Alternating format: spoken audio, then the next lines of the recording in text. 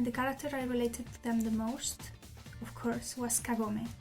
Kagome was my favorite character from the beginning, and even though she's very flawed and sometimes can be a bit annoying and all of that, she's my favorite because she's the one I could relate to the most.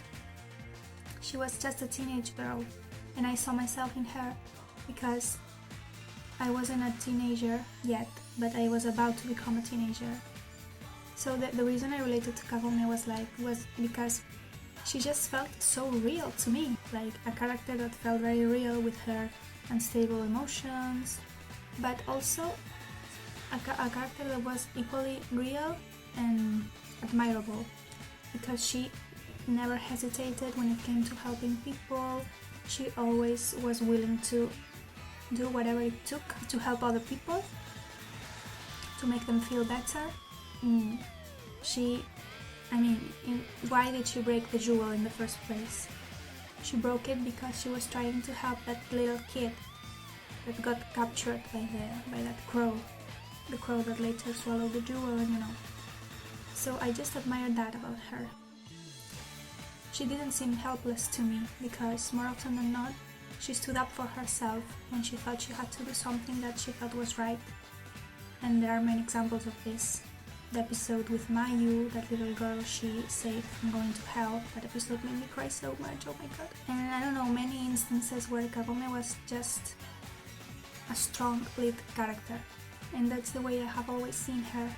And not only that, she was also emotionally strong, because even though, the jealousy and all of that stuff, that's pretty fitting for a 15-year-old, if you ask me.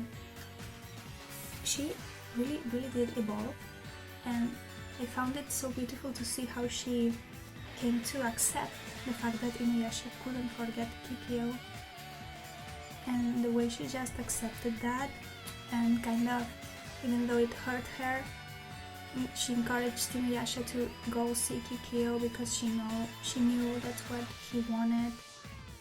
And ultimately, Kagome just wanted InuYasha to be happy, and that felt so generous and beautiful to me, because sometimes as humans we put ourselves first without even realizing it.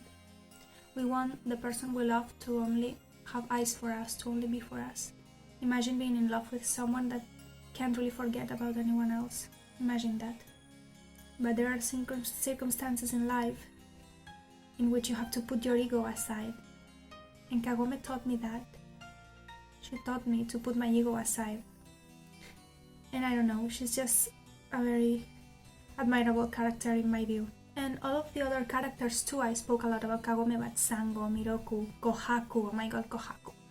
The people who are saying that Kohaku should die in the sequel, he has suffered so much in his life. Just because that bastard Naraku decided to control him and make him a slave and make him do terrible things he would never do in his right mind. InuYasha is InuYasha, Just like when InuYasha told Kagome, Kagome's Kagome, there's no replacement for you.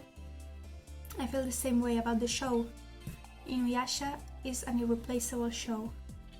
A show that, to me, is worth watching 1,000 times. Even the filler, even the demons, the fights, the somewhat bloody scenes. Even though I can't stand blood, the demons scared me as a child. I don't really like watching battles because they bore me. Despite all of that, I have always come back to InuYasha and referred to it as my favorite anime. And it all comes down to the characters and the story. InuYasha is an anime that changed my life. It changed it because it taught me things, and it connected with me on a deeper level that words cannot even begin to express. But this is what I tried to do today. I tried to express my love for this anime in this little video, and I hope this resonates with anyone else out there.